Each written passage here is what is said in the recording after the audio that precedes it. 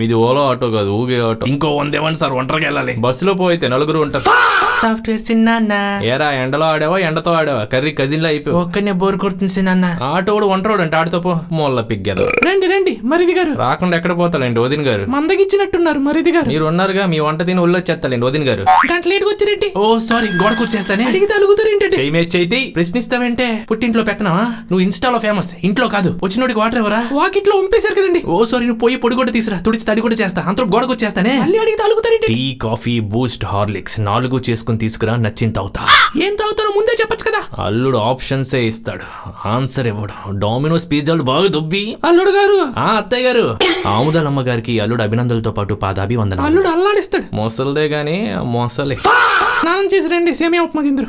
సంతూరేదే అంటే అల్లుడికి సోప్ వేస్తారు కానీ సోప్ ఇవ్వరా? నా బాడీని తీసుకెళ్లి గోడకేసి రుద్దుకోవాలా? ఈ గోడగోలు ఏంటండి? పోనీ ఏలయమంటావా?